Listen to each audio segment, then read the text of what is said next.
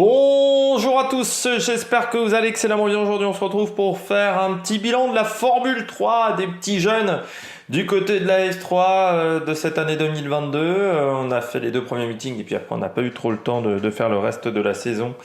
Ça sera l'objectif l'année prochaine de faire de l'athlétisme, la F3 et la F2 beaucoup plus si on a le temps, mais c'est toujours une question de timing, de faire aussi plus de cyclisme féminin, plus de cyclisme, c'est toujours les envies que j'ai sur la chaîne. On va revenir un petit peu sur tout ce qui s'est passé, bilan des bleus, top flop, les différents classements en fin de vidéo. N'hésitez pas à vous abonner à la chaîne, à réagir dans les commentaires, à mettre un pouce bleu, à partager la vidéo sur les réseaux sociaux, notamment auprès de vos proches si vous pensez que ça peut les intéresser. Dans les commentaires, n'hésitez pas à me dire qui vous a plu, qui vous a déçu, si vous avez regardé ce championnat. N'hésitez pas à mettre un pouce bleu, n'hésitez pas également à vous abonner à la chaîne et à rajouter la petite cloche, comme ça vous êtes au courant des dernières vidéos qui sortent sur la chaîne. N'hésitez pas à regarder également TikTok, il y a du contenu. N'hésitez pas également à aller sur Spotify, il y a également du contenu qui sera peut-être bientôt disponible sur d'autres plateformes. Championnat avec un bon niveau cette année du côté de la Formule 3. Je trouve qu'on a des pilotes qui ont fait preuve d'intelligence beaucoup plus que d'habitude. En F3, souvent, on avait beaucoup de chiens fous qui souvent étaient un peu des grands malades au niveau de leur pilotage. Je trouve que c'était beaucoup moins le cas cette année. Contrairement à la F2, où les chiens fous étaient plutôt du côté de la F2, là on n'en avait pas beaucoup du côté de la F3. Plus de maturité que d'habitude, ce qui montre que du côté du karting, on travaille peut-être un peu mieux. Du côté des monoplaces également. Et puis, on a eu un bon niveau cette année. Globalement, c'est vrai que la F3 était plus intéressante que la Formule 2 en termes de niveau. Parce qu'en F2, voilà, le niveau n'est pas toujours bon. Et puis, on a une voiture qui est à peu près fiable aussi en F3. Ce qui est le gros problème de la Formule 2 depuis le changement de moteur, mais même avant, les changements de monoplace, voilà, on a des voitures qui sont vraiment très peu fiables. Et ce qui fait que pour une formule de promotion, ça me pose problème. Parce que normalement, une formule de promotion, c'est là aussi pour permettre de savoir au directeur d'équipe de la F1 quel pilote est le meilleur. Et aujourd'hui, on a du mal à déterminer vraiment la hiérarchie vu le nombre de problèmes techniques qu'il y a. Et en F3, c'est beaucoup moins le cas, alors qu'au début, c'est vrai que cette voiture de F3 avait eu des petits problèmes, notamment des problèmes de moteur qui avaient tendance à faire des salades de bielle. C'est plus vraiment le cas aujourd'hui. Par contre, il y a toujours un problème avec la F3, c'est je trouve la visibilité de ce championnat. On a un problème de toute façon, il y a un problème de programme aujourd'hui du côté de la F1. Moi, je serais plutôt partant pour qu'on enlève une séance d'essai le matin du côté de la Formule 1. Qu'on n'ait qu'une séance le vendredi après-midi, que le matin, ça soit les interviews, tout ce qui est pour les médias, et qu'on essaye, pourquoi pas, d'avoir soit des séances d'essai plus longues en F3 et en F2, parce qu'aujourd'hui, sur le terrain, vous êtes obligé de passer par les simulateurs. Si les pilotes font pas du simulateur, c'est impossible d'être performant en F3 en F2. Ou pourquoi pas tenter de mettre des éléments le jeudi avant le Grand Prix. Pourquoi pas les séances d'essai le jeudi du côté de la F3 et de la F2, parce que là c'est vrai que les horaires sont vraiment pas top pour la F3 avec des courses qui partent aux aurores et parfois ça pose problème au niveau des conditions climatiques. Et la gestion des pneus est beaucoup plus facile en F3 qu'en F2 parce que vous partez beaucoup plus tôt également. Donc je trouve que voilà, il y a un problème du côté des horaires, des manches, plus des essais libres. Et ben voilà, je crois qu'on a fait le tour du côté de la Formule 3, de tout ce que j'avais à dire du côté de la F3. On passe tout de suite au bilan des Bleus. Du côté du bilan des Bleus, eh bien, je commence avec Victor Martins, champion de F3. Le dernier champion de F3, c'était Anthony Hubert. Victor Martins qui a été très performant, très régulier aussi. Il a gagné 2 fois, il a fait 3 fois deuxième, mais il a été régulier dans les points. Il n'y a pas beaucoup de ratés dans la saison de Victor Martins. Il y a 3 abandons, mais 2 fois en course sprint, 1 fois en course longue. Et à chaque fois quand il y a un abandon, il a toujours essayé de faire une bonne autre manche. Les 2 fois où il abandonne, il gagne. Les 2 premières fois où il abandonne, il gagne la course d'après. Son problème, ça a été son 0 à Spa. C'est vrai que Spa a été très compliqué pour Victor, mais sinon le reste de la saison est très intéressant, très complet. Et notamment l'Italie ou Zandvoort, où il s'en sort bien. Même si on a quand même, je trouve, du côté de la saison de Victor Martins, il y a vraiment un tournant à partir de la Hongrie, où il a été moins performant à partir de la Hongrie au niveau du championnat. Ça a été un peu plus compliqué pour Victor Martins sur la deuxième partie de saison. Donc ça sera à lui de voir pourquoi ça a un peu moins bien marché à partir de la Hongrie, Spa 0, et puis même Monza il fait 10e et 4e, en sachant que Monza c'est peut-être le seul meeting de la saison où vraiment les courses ont été très compliquées du côté de la F3 parce que ça a été très laborieux avec beaucoup d'abandon. Mais sinon voilà, il est champion. Malgré tout, il n'arrivera pas en terrain conquis en Formule 2 parce que c'est un pilote qui a déjà 21 ans, Victor Martins, parce qu'il a fait 2 fois l'Eurocup, 2 fois 2 saisons de F3, 2 saisons d'Eurocup. Il a déjà pas mal de courses, pas mal de saisons en monoplace, Victor Martins. Donc c'est vrai qu'en F2, il faudra que les résultats arrivent assez vite. Il ne pourra pas attendre, contrairement à d'autres pilotes, contrairement à Isaac Hadjar qui peut faire une saison moyenne en F2, voire pas très bonne, et ensuite performer lors de la deuxième. Là, on attendra quand même de Victor Martins parce qu'il y a déjà des résultats dès la première saison. Donc, il faudra voir comment il arrive à tenir la pression du côté de la F3. Mais c'est bien ce qu'il a fait, le pilote français. Voilà, 139 points au championnat. Bon, dans un contexte où c'était un championnat très compétitif cette année, je trouve que c'est vraiment bien. Donc voilà, Victor Martins, belle perf, 139 points. Donc voilà, on verra ce que ça donne l'année prochaine en Formule 2. Il sera toujours soutenu par Alpine. Est-ce qu'Alpine le mettra chez RT ou est-ce qu'Alpine le mettra dans une autre formation? Pourquoi pas MP Motorsport l'année prochaine? On verra du côté de Victor Martins. On poursuit avec le deuxième français qui est la révélation 2022 pour moi, hein, du côté de la F3. C'est Isaac Hadjar. Pour moi, il a été impressionnant. Impressionnant. Alors lui aussi, hein, le dernier meeting a été compliqué pour Isaac. Du côté de Monza avec ce raté La seule erreur qu'il fait, c'est sur le dernier meeting. Pas de chance pour lui. Mais sinon, il a été formidable pendant une grande partie de la saison. Je pense notamment, il y a quand même Silverstone qui est assez impressionnant. Vous avez aussi comme meeting Zandvoort qui est un meeting très solide de la part de Isaac Hadjar. Par contre, c'est vrai que ça a été plus compliqué sur le dernier meeting. Ça a été aussi compliqué du côté de Spa. Lui aussi, hein, la deuxième partie de saison est peut-être un peu moins bonne que la première, mais il nous a impressionné. Il nous a impressionné dès la première course. C'est vrai qu'il gagne sa première course en F3. Ça, c'est déjà formidable de la part de Isaac Hadjar. Il a montré une énorme maturité, une énorme intelligence. Pour moi, c'est de la révélation de la F3 cette année.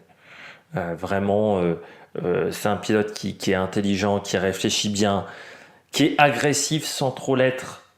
Quand vous regardez ses courses, il fait l'attaque au bon moment. Il a ce sens du timing au niveau des attaques, des dépassements. Il est très fort sur les dépassements, Hadjar, vraiment. Et il a un pilotage il a un pilotage qui est très net. C'est très pur, son pilotage. Ça me rappelle presque, je vais vous dire, Jenson Button.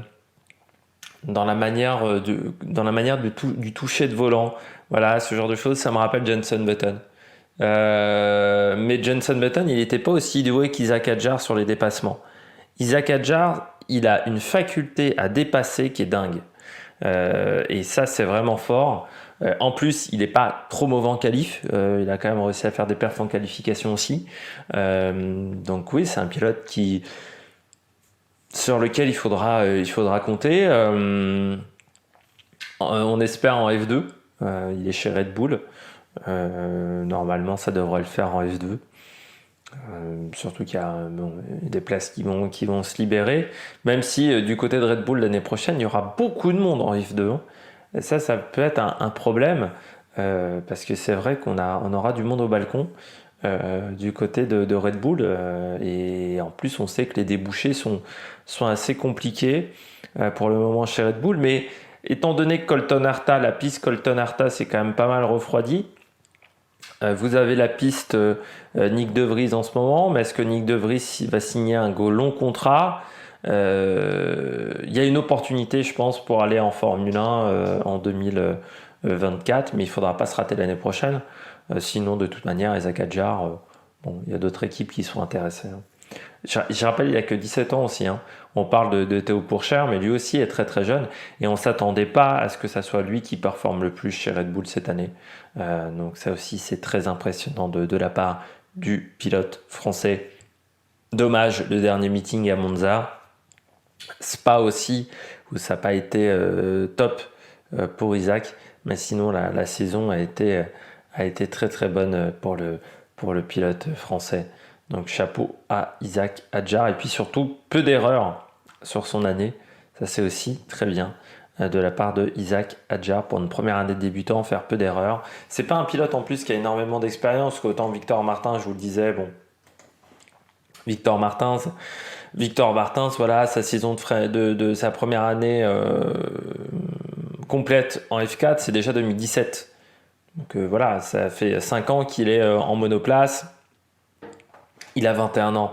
Isaac Hadjar, c'est un pilote qui a fait sa première saison complète en 2019, donc 2 ans après, et qui est beaucoup plus jeune, et qui n'a pas forcément eu de très grands résultats en kart. Alors que Victor Martin, c'était vraiment, ça faisait partie des prodiges du kart. C'est pas le cas pour Isaac Hadjar, mais il a la différence, c'est qu'il a que 17 ans, Isaac Hadjar. Et il vient de les avoir, hein, ces 17 ans, il les a eu, il les aura dans les 18, il les aura dans une dizaine de jours. Il est né le 28 septembre. Donc voilà, à 18 ans, arrivé en F2, ça va être un pilote impressionnant. Et on parle beaucoup de Théo Pourchaire, mais il ne faudrait pas oublier Isaac Hadjar. Après, bon, il faut toujours se rappeler que dans ce championnat-là, ça n'a pas toujours été top, mais en monoplace, il s'est toujours très bien débrouillé. Donc ça, c'est aussi à prendre en compte. À part sa première année, on va dire, qui avait été compliquée en F4 où il finit 7e, il a fini 3e en 2020, 3e du championnat d'Asie en 2022, 4e du championnat FIA Formule 3, 5e en championnat d'Europe, Formula régionale en 2021 avec Alpine. Donc c'est très très bien passé. Et il avait très très bien fini dans sa saison, deuxième saison de F4 en 2020. Il avait gagné 3 courses sur les 5-6 derniers rendez-vous de la saison. Il avait vraiment été très performant. Mais Spa n'avait déjà pas été une réussite. Et en formule régionale, oui, c'est un circuit sur lequel il doit travailler, Spa. C'est pas forcément le circuit qui le réussit le mieux. On poursuit tout de suite avec les pilotes au top. On poursuit avec les pilotes au top. Et parmi les pilotes au top, j'ai mis Oliver Biermann, le coureur de Prema, le pilote Prema. Troisième de ce championnat avec 132 points, donc juste devant Isaac Hadjar. Il a fait un super meeting à Monza. Peut-être moins constant que les deux pilotes français. Zandvoort a été très compliqué pour Biermann, comme Imola, où il avait marqué 0 points. Une victoire à son actif, c'était la première course à Spa. 4 troisième places pour 3 deuxième places. Sinon, quand il finit dans les points, il finissait souvent dans le top 5. Mais voilà, un peu plus de moins bons résultats que les deux pilotes français pour Oliver Biermann. Mais c'était pas facile. Alors certes, il était chez Prema. Mais déjà, cette année, Prema dominait quand même beaucoup moins le championnat de F3. Et c'était pas facile parce qu'il était avec des très bons équipiers. Des très bons équipiers. Il était avec des équipiers qui avaient déjà un pas mauvais niveau chez Prema, avec Jack Crawford et avec Arthur Leclerc. Donc vraiment pas facile d'exprimer son talent dans ce genre de situation, hein, quand vous êtes avec des pilotes d'expérience, voilà, dans ce genre d'équipe. Il faut réussir à se montrer, ce qui n'est pas toujours facile. Et il a réussi à montrer tout son talent cette année. Quand il a été en tête des courses, il a fait vraiment du très bon job. À Spa, il fait premier et troisième sur les deux courses. C'est quand même signe que c'est un très bon pilote parce que Spa, c'est un très grand circuit. Il fait 2 et 2 à Monza, là aussi, hein, avec la grille inversée. Il s'en est très très bien sorti. Et puis 2 et 6 à Bahreïn, où il fait également du très bon travail. Isaac Hadjar, voilà, c'est un très bon pilote. C'est un pilote. Isaac Hadjar, c'est un très bon pilote, mais Bierman, c'est également un très bon pilote. C'est pas non plus une surprise en karting. Il a dominé. Voilà, dans les catégories karting, il était très très fort. Il a remporté le championnat d'Allemagne et le championnat d'Italie de F4 la même année. Ça, c'est aussi signe normalement que vous avez quand même un très grand talent. Et puis troisième cette année en F3, hein, il a fait tout de suite le saut F4 F3, ce qui n'est pas toujours facile, mais il avait déjà en 2020 fait 7e et 10e.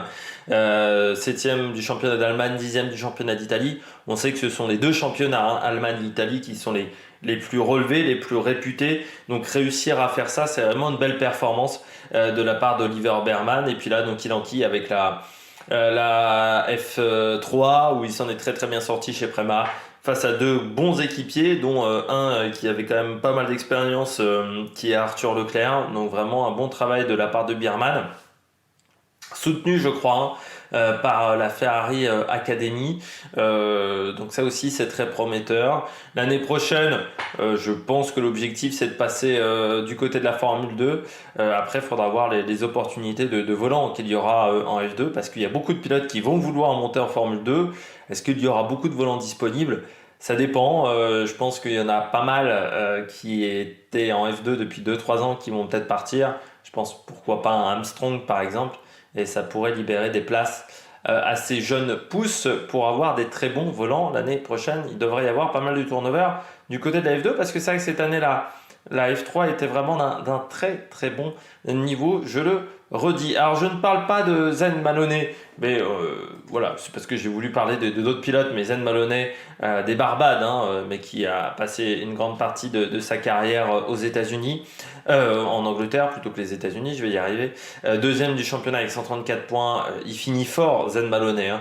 C'est un pilote qui a eu un grand trou entre Imola et je dirais Silverstone, même le Red Bull Ring, où il a eu du mal à vraiment performer. Par contre, il a fini très très fort avec 3 victoires d'affilée sur les courses longues.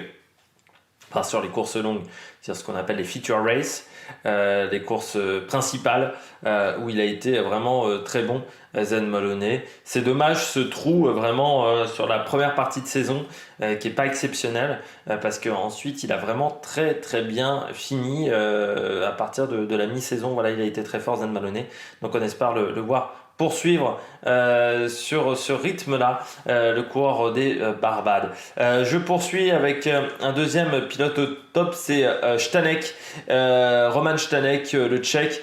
Pourquoi j'ai mis Roman Stanek au top? Vous allez me dire, il fait 5e du championnat, c'est bien, mais c'est pas si exceptionnel que ça, surtout que c'est un pilote qui en est déjà à sa 3e saison en F3. Il a débuté en 2020. Il y a eu vraiment un avant et un après début de saison pour Stanek. Début de saison qui est compliqué. Il est performant, mais il a beaucoup de crevaisons en début de saison, notamment à Imola, ou Bahreïn, je ne sais plus, où il a 2 crevaisons. Donc c'est vrai que là, on se dit à ce moment-là, ça va être compliqué, surtout que la 3e saison en F3, donc il fallait qu'il performe cette année. Mais ensuite, il a vraiment trouvé son rythme, Stanek. Avec une victoire, c'était à Imola, donc c'était à Bahreïn, les crevaisons, c'est à Imola où il gagne et il fait vraiment un week-end très solide. Il a été également très solide à Spa avec 2 deuxièmes places. Et puis il a quand même été assez constant pendant la saison parce qu'il n'a pas abandonné, sauf la deuxième course de Silverstone. On a un seul abandon. Alors des fois il était en dehors des points, mais je trouve qu'il a été très constant, Roman Stanek. C'est un pilote qui en plus est encore très jeune, malgré 3 saisons.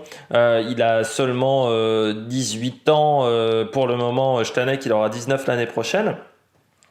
Donc ça reste un pilote très jeune. Trident, c'est pas toujours facile comme équipe.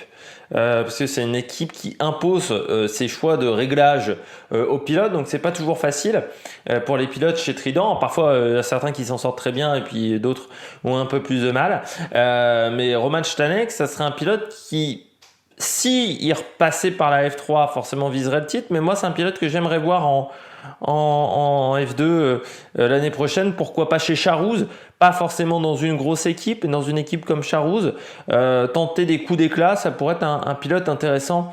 Roman Stanek, je pense qu'il y a quand même un potentiel. Alors je sais pas s'il y a un potentiel pour aller jusqu'en Formule 1, mais pour moi il y a un potentiel pour faire quelque chose au moins en F2 chez Roman Stanek. Je termine avec un dernier pilote. C'est un pilote qui n'a pas fait toute la saison. Il n'a fait que 2 meetings, mais il m'a impressionné sur ces 2 meetings. C'est Oliver Goethe. Oliver Goethe qui court, je crois, pour la... je ne sais plus pour quel pays il court, Oliver Goethe, parce que je ne veux pas me tromper. Il a couru pour Prema cette année sur les 2 meetings. Il a été très, très, très, très bon. Voilà, il courait pour Monaco, hein, c'est bien ce que je me rappelais parce que c'est un peu surprenant, mais il a été vraiment très très bon cette année du côté de ce championnat. Oliver Goethe, très bon également du côté de l'Euro Formula Open où il est en tête pour le moment avec 308 points, en tête également du côté des GT4 des 24 heures GT Series. Pilote qui est passé par la F4 espagnole où il avait fini 5e en 2020. Vraiment un pilote qui a une carrière assez surprenante parce que lui est vraiment pas bon en karting, hein. Vraiment il n'y a pas de grands résultats au niveau international en karting. Par contre en monoplace ça se passe bien et c'est assez rare pour un pilote comme ça de passer par des formules de promotion et pas forcément faire des grandes choses, hein. En formule régionale européenne en 2021 ça s'est pas bien passé et derrière il s'en sort très bien en Euro Formula Open. Alors, Euro Formula Open ce sont les anciennes monoplaces de F3 cette année. Le championnat, il y a 17-18 voitures, grand maximum par course. Vous allez me dire, c'est pas très impressionnant. Oui, mais il domine ce championnat cette année d'Euro Formula Open, avec notamment alors que je me répète, mais 1, 2, 3, 4, 5, 6, 7, 8, 9 victoires.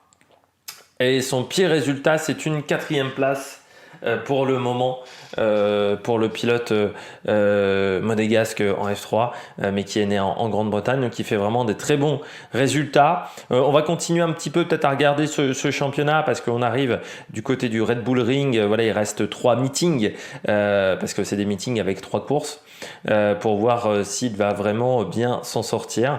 Et puis je trouve qu'en F3 ça s'est vraiment très très bien passé, notamment la 2e course à Spa, il fait vraiment une très très belle perf. 4e, alors ça vous allez me dire il était chez Prema, c'est chez Campos pardon, c'était pas Prema, c'était Campos, c'était pas mal, oui, mais il faut réussir à faire ce type de résultat. Campos c'est pas la meilleure équipe, loin de là, donc c'est intéressant ce qu'il a montré. Il y a aussi le petit Montoya qui a fait vraiment des très bons résultats aussi en fin de saison, donc c'est 2 pilotes que j'aimerais revoir en F3. On passe tout de suite aux pilotes de Bonnet d'Âne, les Bonnets d'Âne tout de suite. Les Bonnets d'Âne, je commence avec Arthur Leclerc, le frère de Charles. Pourquoi on dit toujours le frère de Charles? Parce que cette année, c'était pas ça, hein.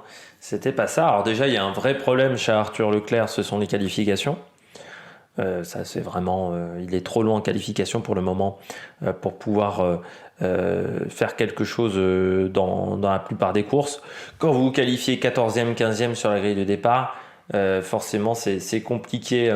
Après, derrière, c'était déjà un problème qu'il avait en championnat d'Europe. C'est déjà un problème qu'il avait l'année dernière, il n'a pas réussi à le régler. Alors ensuite, oui, en course, il est très fort. Il arrive à faire des très très grands dépassements. Aujourd'hui, Arthur Leclerc, sauf que ça ne suffit pas, ça ne suffit pas. Une seule victoire cette année, quand on est sur sa deuxième saison de F3, on aurait pu s'attendre à mieux. Et puis, malgré le fait qu'il n'ait pas abandonné, beaucoup de résultats en dehors du top 10. Il y a seulement une victoire et 2 podiums sur la saison. Si on prend en compte sa victoire, c'est trop peu de bons résultats, mais tout simplement parce que comme il part de loin, il est obligé d'attaquer très fort sur les premiers tours de course. Il a fini quasiment toutes ses courses avec des pneus laminés. Mais quand je dis laminés, c'est vraiment des pneus dans un sale état. Donc pour moi, il n'est pas prêt pour la Formule 2, Arthur Leclerc. Le problème, c'est qu'il a 21 ans. À cet âge-là, arriver en F2 à 22 ou 23, c'est déjà fini pour la F1. Voilà. Je suis déjà un petit peu inquiet pour Victor Martin, ça va autant vous dire que pour Arthur Leclerc. Alors il y a le cas Nyck de Vries. Nyck de Vries, il a été champion de F2 à 24 ans, 25 ans, et il arrive en F1 à 27 ou 28. Oui, mais dans ce cas-là, il faut être très bon dans d'autres catégories, et si tu as une opportunité en Formule 1, il faut te montrer. C'est ce qu'a fait Nyck de Vries. Mais je pense que pour Arthur Leclerc, ça sera compliqué. 114 points, mais voilà, trop peu de très bons résultats. Et pourquoi ? Parce que en deuxième course, à chaque fois, il est obligé de faire des très très grosses remontées, et ça pose un problème. Et on s'aperçoit que si vous n'êtes pas bon en qualif en F3, vous n'êtes pas beaucoup meilleur en F2. Demandez à Novalax, c'est toujours son problème aujourd'hui du côté de la F2. À Novalax, ce sont les qualifications. Et autant en F3 vous pouvez faire des remontées, autant en F2 ça devient beaucoup plus compliqué parce que les voitures ont plus d'aéro, donc plus de traînée aérodynamique, donc plus d'air sale, donc vous tapez encore plus dans vos pneus. Donc si déjà il a du mal à faire ses remontées et il tape beaucoup dans ses pneus en F3, ça sera encore pire en F2. Donc pour moi il n'est pas prêt, et à cet âge-là il faut peut-être penser à aller sur d'autres catégories, l'endurance, le GT. Parce que peut-être que la porte du côté des monoplaces s'est refermée avec cette saison moyenne du côté d'Arthur Leclerc. Je continue du côté des pilotes de F3 avec Grégoire Saucy. Saison de rookie très compliquée pour Grégoire Saucy. Pourtant ça avait bien débuté à Bahreïn avec une 3e place et des bonnes qualifications. Beaucoup trop d'erreurs en course de la part de Grégoire. Pilote qui également à 22 ans, il arrive tard en F3 et 30 points seulement de marquer cette année, 15e. Quand vous êtes chez ART, c'est pas suffisant. Voilà, c'est un pilote qui est chez ART, c'est pas suffisant en termes de résultats. Pourtant l'année dernière champion de Formule Régionale Europe, donc on aurait pu se dire ça peut être pas mal en F3. Surtout qu'on voit que depuis que cette formule régionale est soutenue par Alpine, c'est l'ancienne Eurocup. En fait, c'est la fusion entre l'Eurocup et l'ancienne formule régionale. On s'aperçoit que le niveau a vraiment augmenté et on est très proche. Sauf que là, il n'y a pas eu de grands résultats. Il a vraiment été en grande difficulté. C'est un pilote qui a une carrière assez étonnante parce que il a commencé en 2016 mais par les V2V, qui est un championnat de monoplace qui je crois n'existe plus. Ça a été remplacé les V2V Challenge par l'Ultimate Cup Series que vous pouvez voir sur YouTube en passant, parfois commenté par Anthony de Revet. Ensuite, il a été en F4 en Italie, il a tenté la formule Renault Eurocup, ça s'est pas bien passé. Il a tenté le championnat d'Allemagne, le championnat d'Italie, encore de F4, ça s'est pas très bien passé. Et ensuite, il est passé par les Toyota Racing Series, donc du côté de l'Australie et de la Nouvelle-Zélande, par l'Eurocup en 2020 où là ça a été un peu mieux. Il s'impose donc en 2021, mais là c'était pas fou. Et quand tu regardes son parcours, tu peux te dire on aurait pu le sentir quand même, parce que c'est vrai que quand tu arrives en F3 à cet âge-là, c'est que le talent il est peut-être pas là, quoi. Surtout qu'il est de fin d'année, hein, donc l'année prochaine il aura 23 ans. Grégoire Saucy, bon voilà, il a tenté le coup, mais ça n'a pas marché. Ça n'a pas marché pour le pilote, suisse. Et c'est dommage parce que le début de saison est pas mal. Voilà, la première course vraiment est très intéressante, mais ensuite il y a eu trop peu de bons résultats sur sa saison. Et ça peut pas le faire. Ça peut pas le faire au bout d'un moment. Mais c'est là où on voit que quand vous redoublez ou quand vous triplez en formule de promotion, c'est compliqué. Déjà redoubler, c'est pas bon. Alors quand vous triplez, c'est difficile dans ce type de catégorie. Et là, c'est le cas de Coco et ça peut pas le faire. Donc voilà, ça s'est pas bien passé pour lui. Seulement un podium, deux top 5 seulement. C'est pas suffisant dans une catégorie comme celle-là. On verra si l'année prochaine il redouble la F3, mais de toute manière, ouais, à l'âge qu'il aura, c'est-à-dire 23 ans, quasiment 24 pour entrer en F2, c'est mort pour arriver en Formule 1 hein, du côté de Grégoire Saucy. Va falloir penser à autre chose. Et puis je termine avec Enzo Trulli. Comme quoi, bah, le talent se transmet pas toujours dans les gènes. Et que bah, et que t'as beau avoir de l'argent, ça fait pas de toi un grand pilote. Et pourtant, bon, Enzo Trulli, Jarno Trulli a certes gagné de l'argent dans sa carrière, grâce au vin également. Jarno Trulli a des vignes en Italie, il faut le savoir.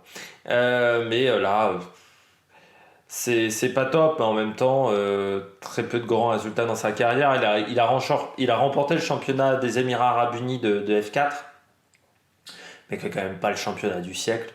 Et ensuite, oui, il y a eu très peu de grands résultats de la part de Trulli cette année. Son meilleur résultat en course, c'est une 17e place du côté de Zandvoort. Donc voilà, on peut quand même dire que l'année a été ratée. Est-ce que c'est un peu du même niveau que David Schumacher, quoi, hein. C'est des pilotes qui. Alors pourtant, David Schumacher, j'avais un peu plus envie de le voir performer que Enzo Trulli. Mais oui, bah, le nom ne fait pas tout.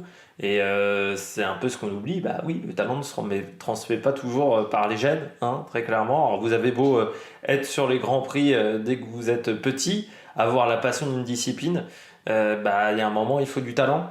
Et si vous n'avez pas le talent, bah, ça passe pas. Vous avez beau avoir les moyens, plein de choses. Cette année, il n'était pas dans n'importe quelle équipe, il était chez Carlin, ce qui est quand même pas une mauvaise formation. Carlin, alors c'est pas le meilleur, c'est pas Prema, c'est pas RT, mais Carlin c'est pas mal quand même.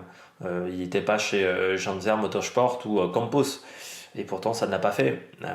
Donc c'est encore plus inquiétant pour Enzo Trulli. On verra quels seront le projet pour l'année prochaine, mais la F3 commence à coûter très cher. Les places commencent aussi à être difficiles à obtenir. Si vous n'avez pas de résultat, ça commence à être compliqué pour être aux avant-postes du côté d'Enzo Trulli. Mais voilà, pas impressionné, 0 points, 34e du championnat. C'est quand même pas une grande année, on peut le dire, pour Enzo Trulli. Donc c'est pour ça que je dis mis bonnet d'âne. C'est pas le seul hein, qui s'est raté cette année, mais c'est vrai que lui, ça a été impressionnant pour le pilote italien. On passe tout de suite aux différents classements. Pilote, classement par équipe. Du côté du classement pilote, vous l'avez à l'écran. Victor Martin, champion avec 139 points devant Zen Maloney, Oliver Biermann et Isaac Adja. Derrière, on retrouve Stanek, Arthur Leclerc, Jack Crawford. Jack Crawford aussi, hein, il y a eu un trou dans sa saison. Caio Colette, il s'est réveillé en fin d'année, mais il a fait vraiment un trop mauvais début de saison pour pouvoir jouer le titre devant Franco Colapinto et Smolyar, le russe. Johnny Edgar, malgré ses petits problèmes physiques, finit 12e. Juan Manuel Correa 13e. Kouchmani 14. Grégoire Saucy 15. Alatalo 18. Goethe 19e, pourtant en n'ayant fait que 4 courses.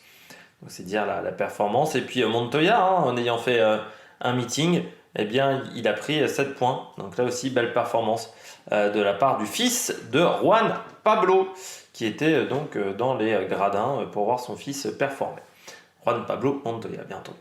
Du côté du classement, et très bon en défense. Défense, il a mis les épaules, Montoya.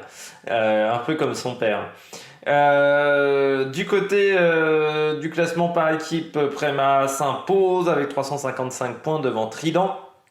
On retrouve ensuite ART, MP Motorsport High-Tech, le Van Amersfoort Fort Racing, VAR, et puis Carlin et Campos. Ensuite, Carlin qui a eu une année compliquée avec des pilotes qui n'ont pas vraiment performé. On parlait d'Enzo Trulli, mais c'est pas le seul qui a fait un 0 pointé dans cette équipe.